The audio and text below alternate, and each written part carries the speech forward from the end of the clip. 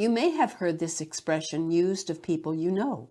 It refers to the best or noblest elements of society, or a precious commodity. For example, Anna and Kevin are the salt of the earth. People who are wonderfully helpful, known to be among the first to give assistance, whether in a disaster or just in the basic needs of day-to-day life. It describes people who can be counted on, always dependable, always willing. These salt of the earth types of people are looking for ways to serve, wanting to be good neighbors, searching out the needy and the destitute and the desperate. Where did the expression come from? Straight from the lips of Jesus to his disciples. You are the salt of the earth. But what good is salt if it has lost its flavor? Can you make it useful again? It will be thrown out and trampled underfoot as worthless. I believe that in this original use of these words, Jesus was commending his disciples for their search for truth, their recognition of truth, and their courage and willingness to stand for the truth and to follow him. We have since broadened the expression to include what we think are the most important qualities a person can have. But let's see what Jesus said. The Message paraphrase of Matthew 5:13 reads, "Let me tell you why you are here. You're here to be salt, seasoning that brings out the God flavors of this earth.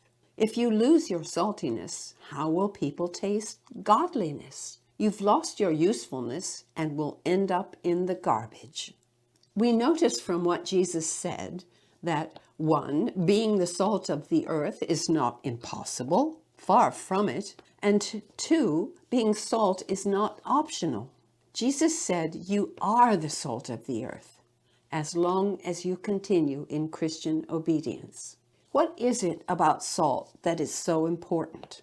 It's mentioned 40 times in Scripture. The first thing that will come to mind is, of course, the taste that salt will give to our food. It can turn something that is boring and bland into something delicious. Some foods would almost be not worth eating without salt. If you have ever tasted a boiled potato or pasta which has not been cooked with salt, you will know what I mean. Salt can transform food. It's called a flavor enhancer. It doesn't actually add a flavor of its own, as many people think, but it allows the flavor of the food to be tasted and enjoyed by breaking down the cell walls of vegetables and fruits and meats.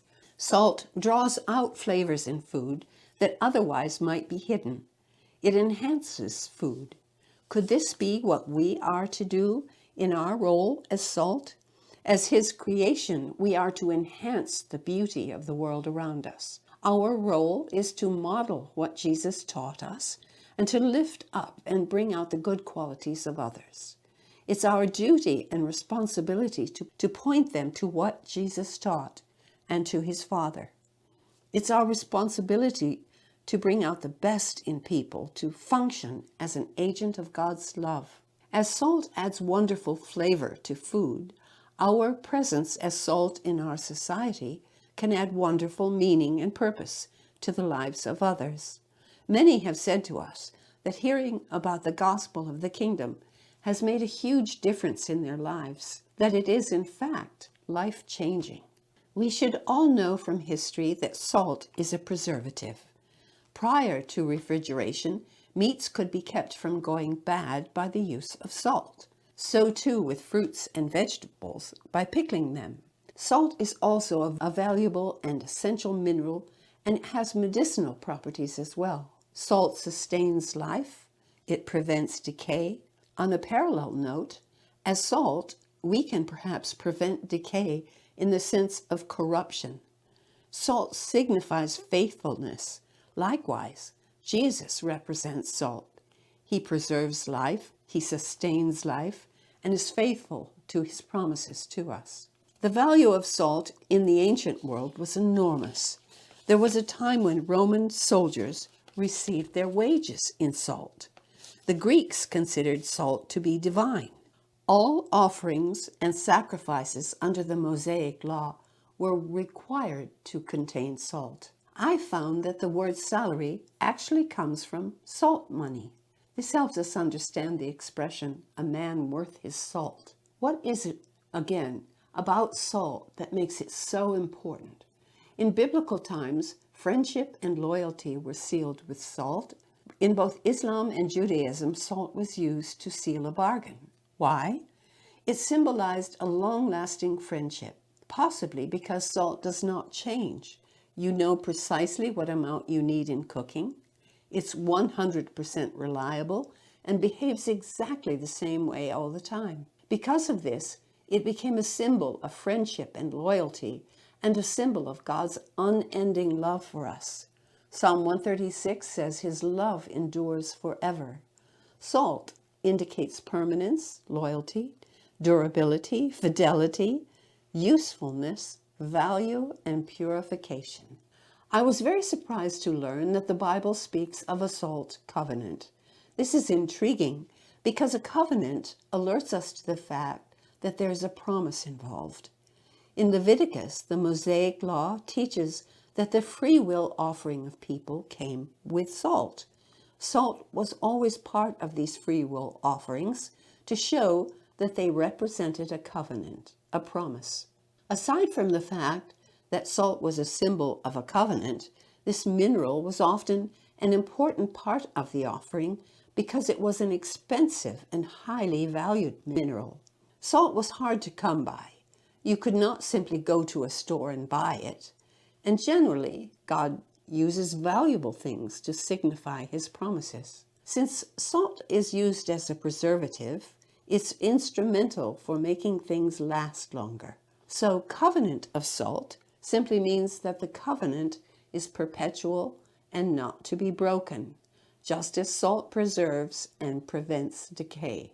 How do we do this? How do we act as salt of the earth? 1 Peter 1:13 tells us to prepare our minds for action. Colossians 4:6 teaches us this: let your speech always be with grace, as though seasoned with salt, so that you will know how you should respond to each person.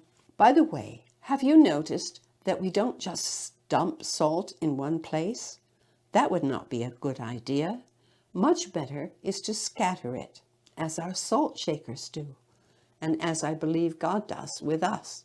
As children of God and as followers of Jesus, we have the power to add a wonderful flavor and dimension to the lives of others. As young people, your classic question seems to be, who am I? You should be, can be, ought to be the salt of the earth. I would be terribly sad if I didn't know about God's kingdom to come, and even sadder if I didn't have an invitation to be a part of it. We can all bless people by speaking of this kingdom and our amazing invitations to it. And we must be cautioned by Jesus' warning. How can salt stop being salt? When we only live for ourselves and our plans and ambitions, rather than our role as a vessel of God's love to give understanding to those around us. If the salt, or Christian, does not do what it or he is supposed to do, what good are they? That would be the very definition of useless or good for nothing. And that would be one of the saddest pictures possible. A much happier picture is this: if we function as salt, what a difference we might make, if only to one person, in this broken world of ours. As a believer and as a follower of Jesus, you have great value. As Jesus said, you are the salt of the earth. Jesus also called us light. Let's examine that next time.